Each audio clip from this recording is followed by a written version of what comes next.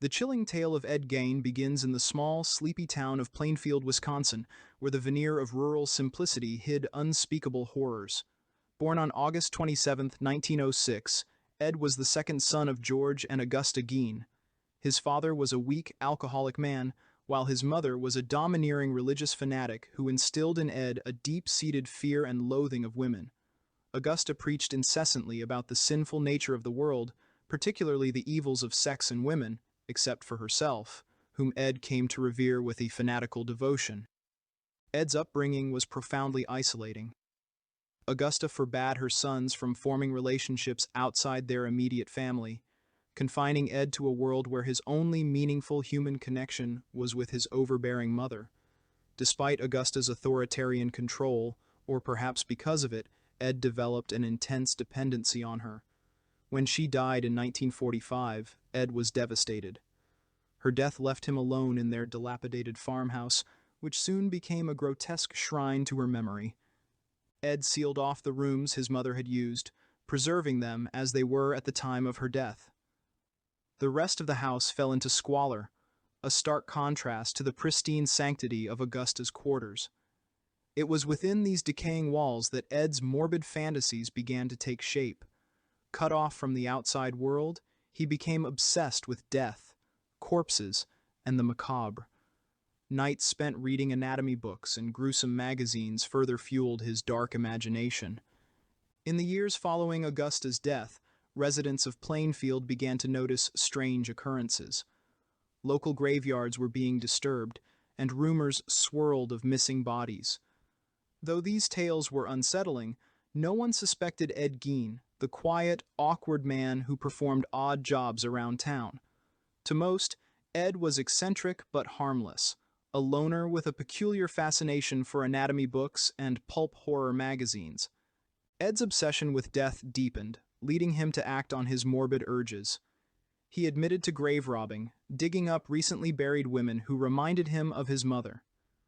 Under the cover of night, Ed would visit local cemeteries, exhume bodies, and bring them back to his farmhouse. He dismembered the corpses and repurposed their parts into grotesque creations. What he did with these remains would later horrify investigators and captivate the public's morbid curiosity. The horrifying truth came to light on November 16, 1957, when Bernice Worden, a local hardware store owner, went missing.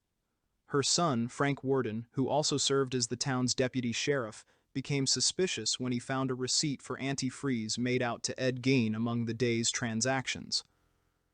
Frank knew Ed had been in the store that morning and decided to investigate.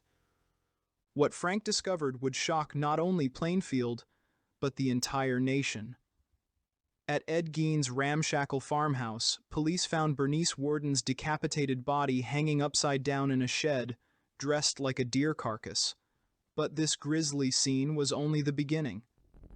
Inside the house, investigators uncovered a nightmarish collection of human remains, repurposed into grotesque household items. The catalog of horrors included lampshades, chair covers, and a wastebasket made of human skin. There were bowls made from skulls, a belt crafted from nipples, and a corset stitched together from a woman's torso. Perhaps most disturbingly, Ed had created masks from the faces of his victims, which he would reportedly wear in an attempt to become them. These masks were meticulously preserved and adorned, showcasing Ed's grotesque artistry. Investigators later speculated that Ed wore these masks during bizarre rituals he conducted in his home, where he sought to feel closer to his mother's essence. Ed's twisted rationale for these acts stemmed from his obsessive desire to recreate Augusta. He claimed that he wanted to fashion a woman suit to transform himself into her, hoping to keep her essence alive. This shocking confession revealed the depth of his psychological torment and blurred the line between devotion and delusion. The investigation also revealed that Ed was responsible for at least 2 murders: Bernice Worden and Mary Hogan, a tavern owner who had gone missing 3 years earlier. Both women bore a resemblance to Augusta, fueling speculation that Ed targeted them as surrogates for his mother. However, given the extent of the remains found on his property, some investigators believed he may have had other, unidentified victims. The media frenzy surrounding the case was unprecedented. Journalists descended on Plainfield, dubbing Ed Gein the Butcher of Plainfield and Plainfield Ghoul. His depraved acts became the stuff of legend, inspiring numerous books, films, and even pop culture icons. Most notably, his story influenced characters like Norman Bates in Psycho, Leatherface in the Texas Chainsaw Massacre, and Buffalo Bill in The Silence of the Lambs. During his interrogation, Ed seemed eerily calm and cooperative, detailing his gruesome crimes with a chilling detachment. Investigators noted how Ed's childlike demeanor contrasted starkly with the horrific nature of his actions.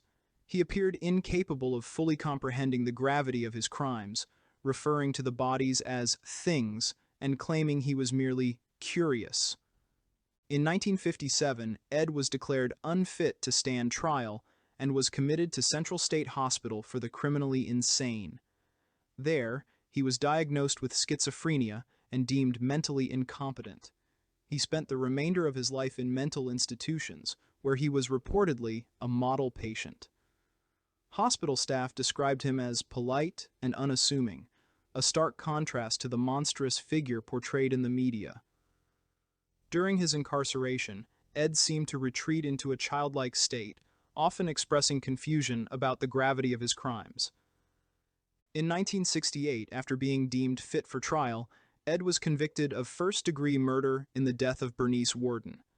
However, he was found legally insane and returned to the hospital, where he remained until his death in 1984 at the age of 77. The house where his crimes were committed was burned to the ground in 1958 under suspicious circumstances, preventing it from becoming a morbid tourist attraction.